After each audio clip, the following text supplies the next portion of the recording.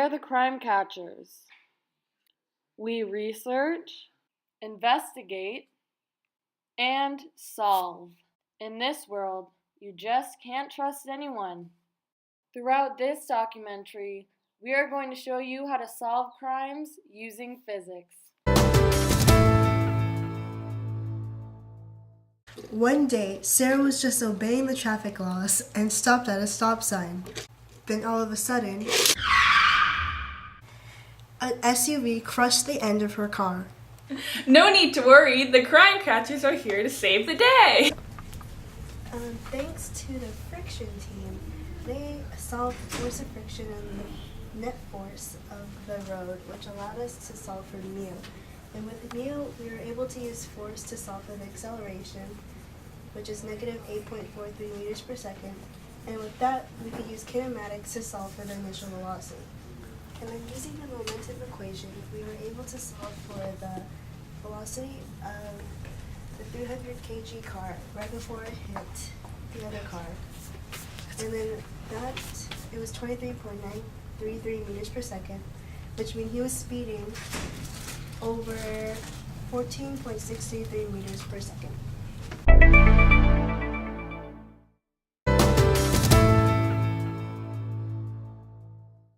I fell off the looping thunder.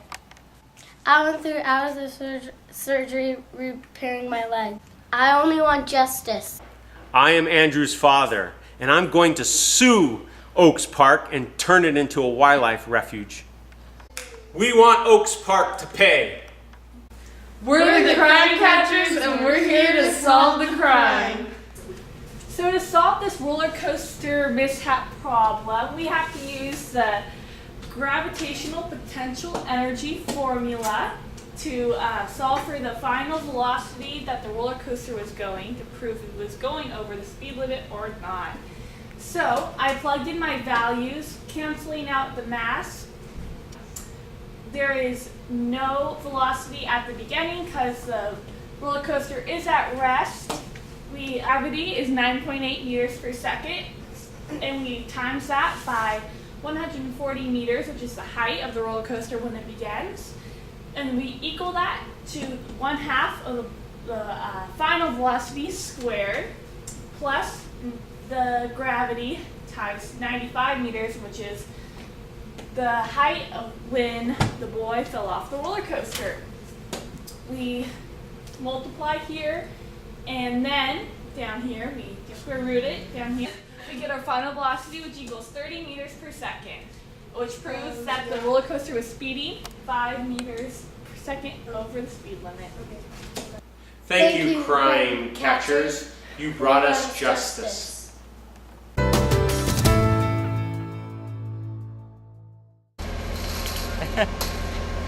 I can't wait for this building to be finished.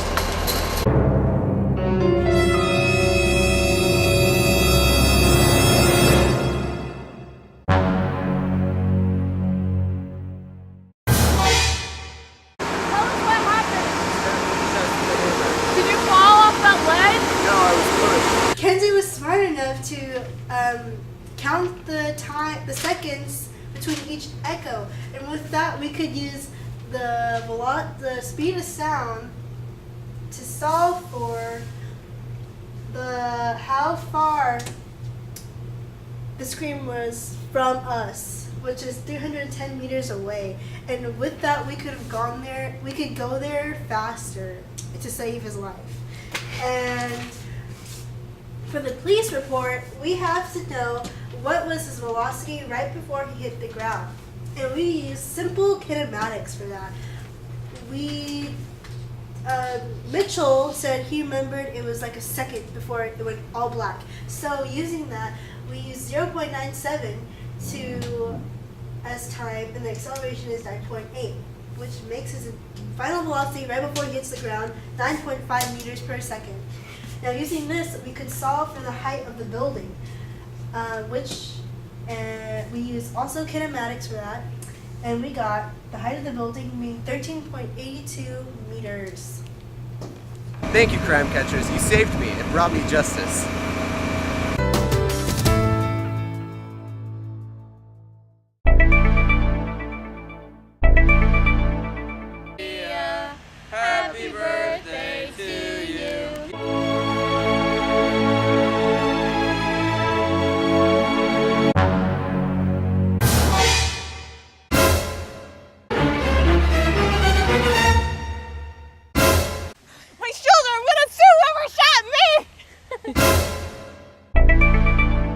No, I did not do anything.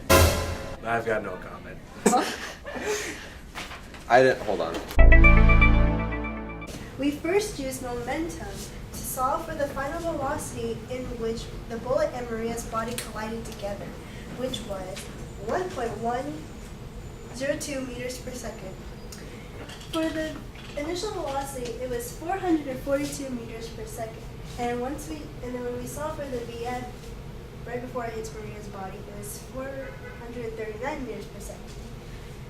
After it collided with Maria's body, the final velocity decreased by 30% this ended up being 307.3 meters per second. And then we used 2D projectiles to solve for time in order to solve for the VI and the final velocity right before it hits the wall. And so time was 0.0335 seconds from this distance to the wall.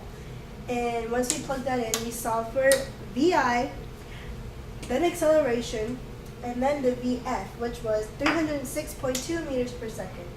And then the bullet that was found in the wall was the deepest embedded out of all the bullets. And the only gun that could make it that deep is the .357 Shipping Curtis powder pack, which was Whitney Wolf's gun. Thank you, crime catchers, thank you! What a beautiful day. Did you hear the news? Whitney's been murdered. Where's Kenzie? Oh, whatever. We have to find out who did it. Analyze the blood spots and determine the data that we needed. We had to find the angle of impact for each blood drop. We divided the length by the width and then found the angle using sine. After we had done this, we used a stringing method in order to find the point of convergence. We determined that the victim had been standing 2 feet from the wall. With this information, we drew the conclusion that the blood flew at a low and medium velocity, resulting in the weapon being used most likely be a blunt object like a hammer. I was driving Kenzie's car and I found a bloody hammer in the back seat.